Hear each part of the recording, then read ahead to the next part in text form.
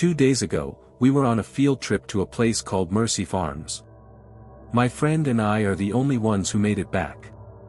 We got our permission slips on Monday, and everyone was pretty excited. Field trips before winter break were rare. A few students in my class of 30 whispered among themselves. Some even asked our teacher, Mrs. Clearfield, where Mercy Farms was. None of us had ever heard of it. She explained that Mercy Farms was where the juice our school gets is produced. We'd be visiting the packaging facility, and for the moment, that answer was enough to quiet everyone down. My parents thought it was strange that we got the permission slip only days before the trip. But I didn't care. I had injured myself in a hockey game and didn't have much else going on. So even if I wasn't thrilled about visiting a farm, I was looking forward to at least a little break from routine. The morning of the field trip, Mrs. Clearfield told us we'd be assigned seating partners. I won't lie, I was annoyed. I'd hoped to sit with a teammate, but I ended up paired with Grace Redacted, a cheerleader who usually acted like she didn't know I existed. I always got the impression that she thought she was too good for our little town. The look on her face when she found out we'd be sitting together was priceless. But any amusement I felt disappeared when Mrs. Clearfield said the ride would take nearly 9 hours. Once we boarded the bus, Grace asked if she could sit on the inside. I shrugged and let her, at least I'd still be able to talk to people around me. That kept me entertained for a while, but eventually the bus quieted down, and I turned toward the window beside Grace. We were surrounded by dense forest on all sides. As we drove, I swear we passed at least 20 different owls. Maybe it was just the trees playing tricks on me. Grace was locked in on the window, though. "Does this seem weird to you?" she eventually whispered as the forest gave way to an endless cornfield. "Yeah," I admitted, just as I heard a voice from up ahead. "Are we almost there?" Ben asked Mrs. Clearfield. "We'll get there when we get there," she said flatly, not missing a beat.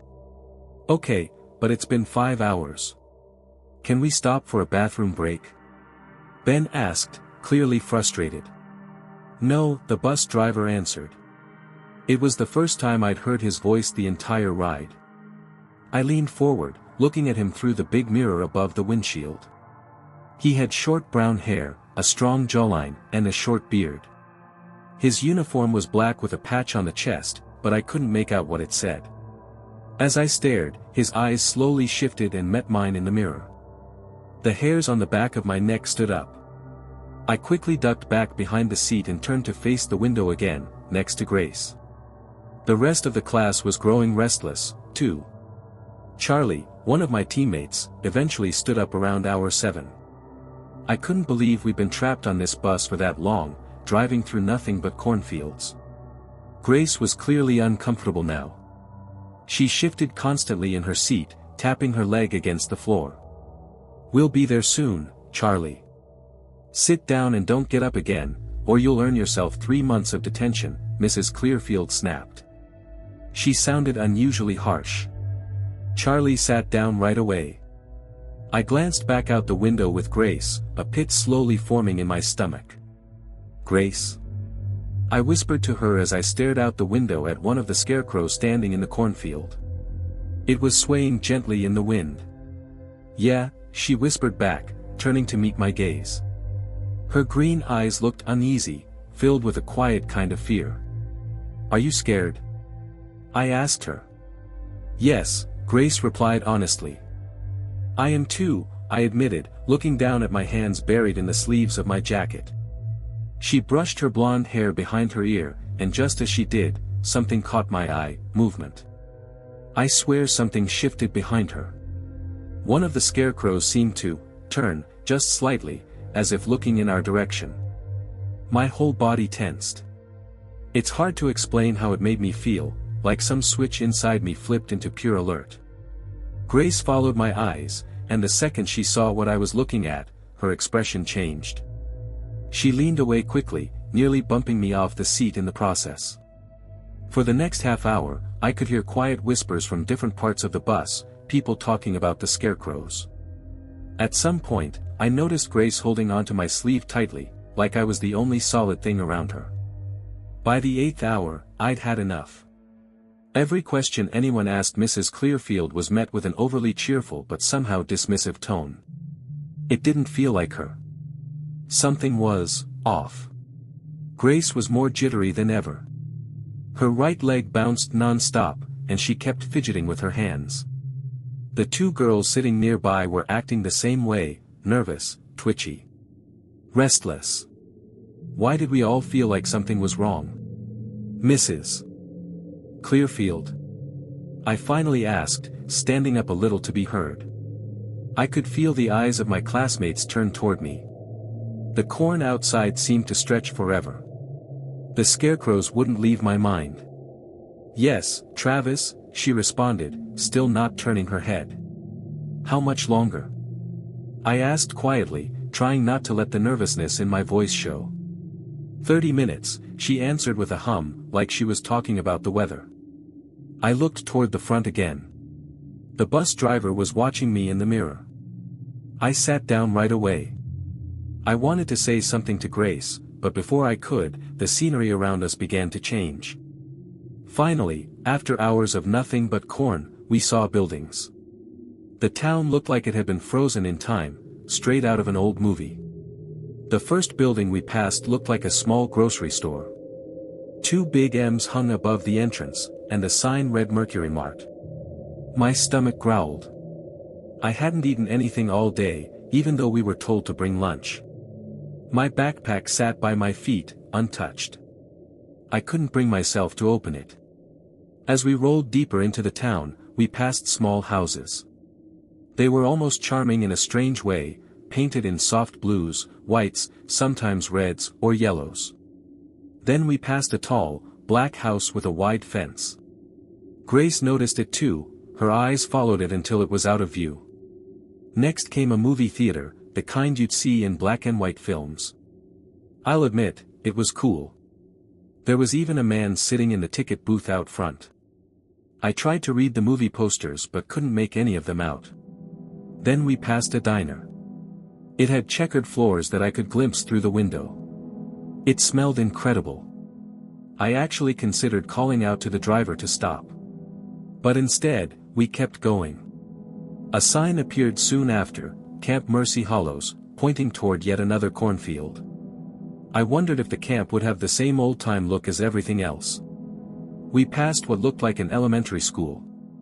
The windows were decorated with cartoon characters, but the paint was faded and streaked downward, as if it had been left to melt in the sun. Something about it felt wrong. The paint looked like it was slipping off the glass. That's when I noticed something else. There were no cars passing by. No one on the sidewalks. I could make out some people inside a few stores, but even they seemed still. As we passed what I assumed was the middle school, I felt Grace grab my wrist again. The sign read Mercy Middle School, Home of the Angels. The building looked run down. A few lights were on inside, but I couldn't see anyone moving. The parking lot was completely empty. I looked ahead and saw what must have been the high school in the distance. We never got close enough to see it clearly. Travis? Grace whispered, and I turned to give her my full attention.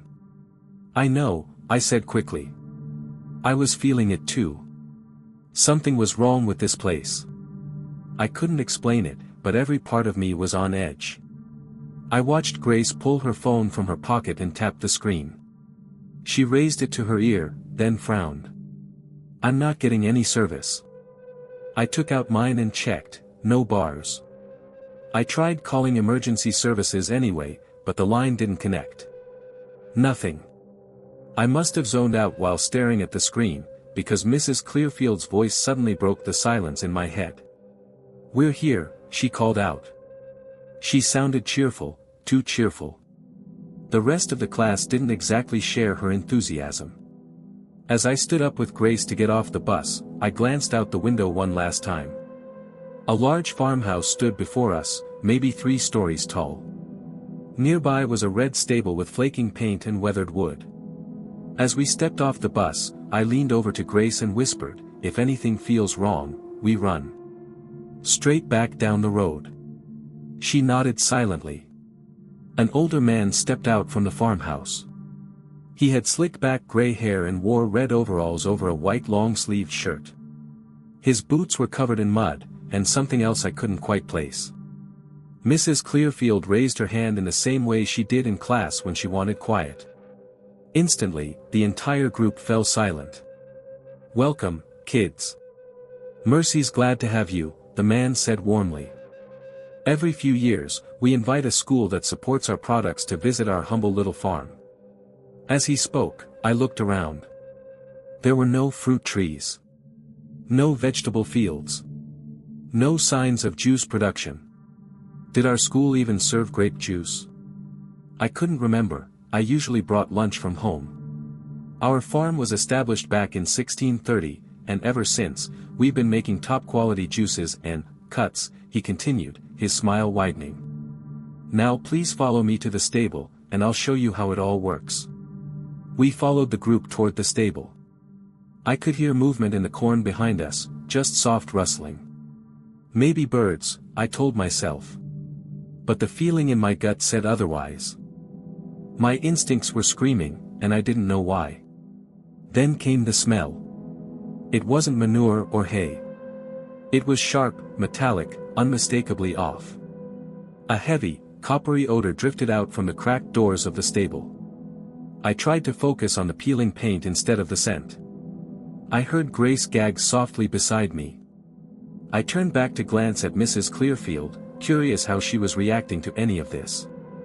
But she looked calm, unnervingly calm, as she waved the group toward the building. If I'd tried to run right then, she could have easily stopped me. The last student stepped inside. The doors shut behind us. Suddenly, the overhead lights flickered on with a loud electric buzz. There were no animals inside. I wasn't near the front of the group, so I couldn't see what had caused people to stop. But I could hear it. The screaming started. It burst out all at once, loud, terrified, everywhere. I was nearly knocked over in the chaos. I grabbed Grace by the arm and pulled her toward the edge of the group, toward the right wall. The panic grew louder with every second, people scrambling in every direction. As we pushed through, I finally saw what had caused it. One of our classmates, Tony, I think, staggered backward, clutching his chest. Something was sticking out of him, something long and sharp, like a farming tool. He took 2 uneasy steps before collapsing. He gasped, then went still on the wooden floor. Have you ever been so terrified that you couldn't breathe? That's exactly how I felt. No screaming, no crying, just frozen. I swear I saw my life flash before my eyes. Then Sasha went down. The man who had welcomed us earlier moved forward and struck her with a long, curved blade. One clean swing. The motion was swift, almost rehearsed.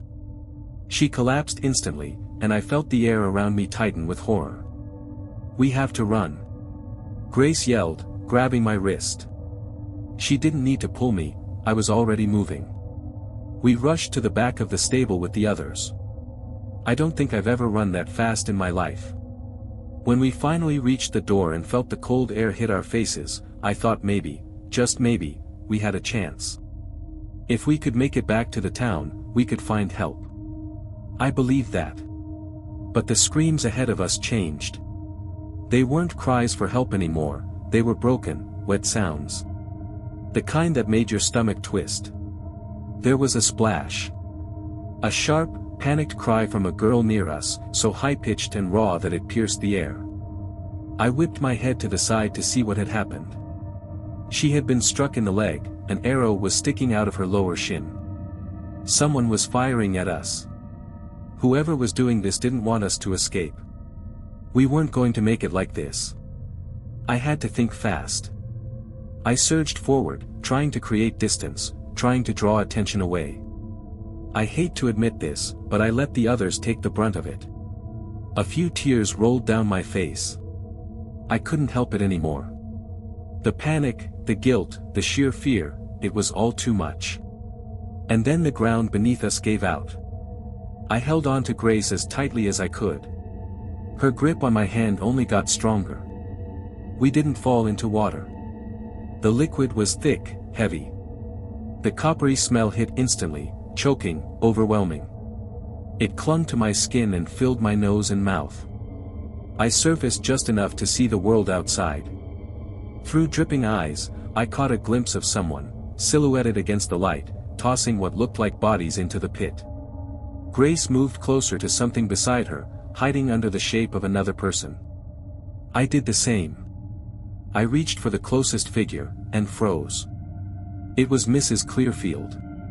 We stayed in that pit for what felt like hours. Eventually, I moved her to the side and slowly pulled myself out. I didn't hear anything nearby. The sky was brighter than before, but the smell was still unbearable. My stomach turned, and I had to fight not to throw up right then and there. Any sound could give us away. I reached out and helped Grace climb out beside me. The moment I saw her face again, I felt a new wave of horror. Her blonde hair was soaked and matted, and her face was nearly unrecognizable. She looked like someone else entirely. Still, even through all of it, I could see that she had been crying too. I took her hand again, like we'd done so many times today. Just as I did, we heard it, a door slamming shut in the distance. "Stop," a woman's voice rang out, sharp and commanding. I looked up and saw her sprinting across the field toward us. I couldn't move. My whole body was shaking. My legs felt like they didn't work anymore. My lip trembled. My hands twitched. This is it, I thought. This is how it ends. Run! Grace screamed, yanking my arm, pulling me back into motion. I turned with her. And together, without any other option, we ran straight into the corn. The town should be this way. I shouted, trying to steer us toward the road. That's when I heard it, the rustling. Something was moving in the corn. And it wasn't us. I couldn't stop the scream that escaped me. Grace was panting beside me as we ran. No matter how hard we pumped our arms or pushed our legs, we couldn't move fast enough. Whatever was behind us was getting closer. Then I felt it, this sharp, overwhelming jolt of pain. It hit me in the back like fire cutting through my spine. My legs gave out beneath me. I cried out so loudly I knew anything in earshot would hear.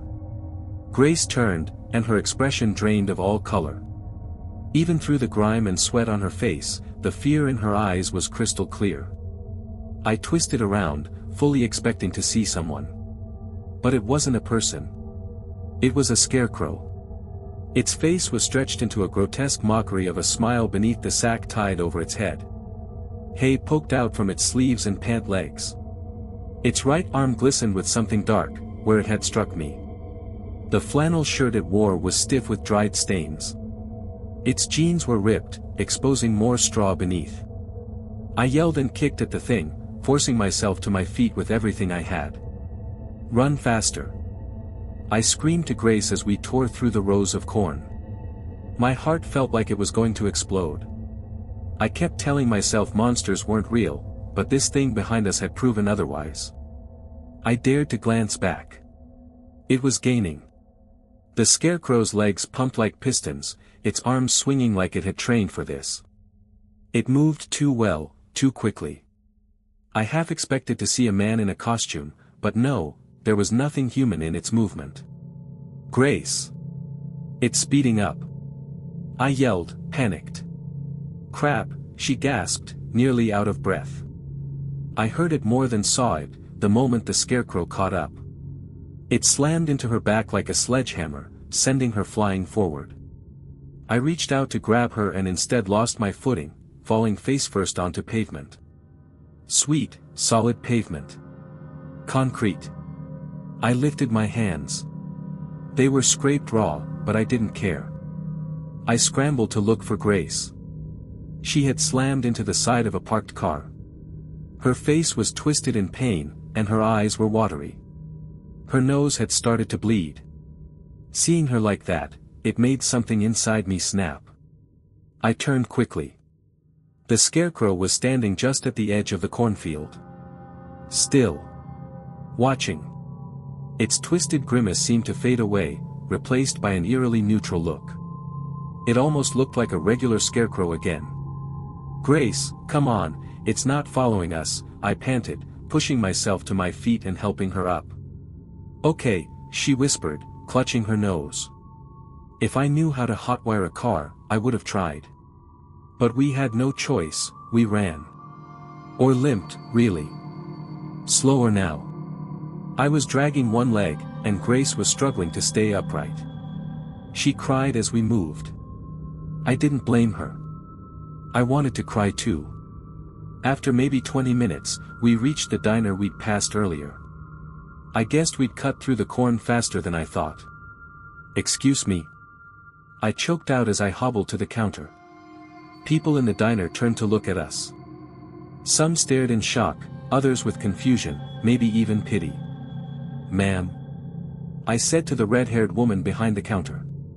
Her hair was perfectly styled, her blue shirt crisp, apron spotless. Her makeup was neat and bright. And oddly, she didn't seem surprised to see us. "We need the police," I started to say, but I felt a hand rest on my shoulder. "Come with me," a voice said. I turned. An older man stood behind me, wearing a wide-brimmed hat and a sheriff's jacket. And for a brief, fleeting moment, I actually felt relief. "Sir, something terrible happened, people didn't make it," Grace began, her voice shaky as we sat across from him in the booth. She groaned, coughing lightly. As I sat down, a jolt of pain shot through my back and legs. I couldn't stop a quiet whimper from escaping. My hands were still trembling. "I know," the man said plainly. "I got word about the bus from out of town, but it came too late. You may have noticed, there's no police force here anymore. That's because Mercy isn't really a functioning town anymore. Help isn't coming." He reached into his pocket. Grace sat motionless as tears slid down her cheeks. I couldn't breathe. My chest felt heavy, like something was pressing down on me. "You could call someone. Get the authorities involved," I said, a bit louder than I meant to. Why was no one reacting? Why did everyone here act like this was normal? "No," he said firmly. "Listen closely. Mercy is not an ordinary place. I wish I could explain everything, but there's no time." He placed a stack of bills on the table. $600 in cash. That should cover food, water, and a place to rest. When you get home, it's likely people won't even remember you were gone. Don't come back here. He stood up, adjusting his jacket. "I've got another situation to deal with. Go sit on the bench out front. A bus will come for you." And just like that, he walked out of the diner and across the street to his car. That's when I broke. All the fear I'd been pushing down came crashing up. I couldn't stop the tears. My whole body ached, not just from the pain, but from everything we had seen. Everything we'd survived. I sat there for a while, just trying to breathe again. The woman behind the counter eventually brought us each a glass of water. She didn't say anything. Just placed the glasses down gently and left. I drank mine in one go and took the money off the table, then forced myself to stand. "We have to go," I said softly, my voice almost gone, reaching out my hand to Grace again. "Yeah. We have to go," she whispered, taking my hand. We walked to the bus stop together and sat in silence. The bus pulled up just minutes later, faster than I expected. The driver was an older man in a black suit and matching hat. He greeted us with a soft smile. As soon as we were out of the corn, I pulled out my phone and started typing this. I don't know where this bus is taking us. I don't know what happens next. Right now, fear is the only thing keeping me moving. But if you ever find yourself near a place called Mercy, turn around and go home. If your lights are still on, turn them off. Then like and subscribe. Let's see how brave you really are.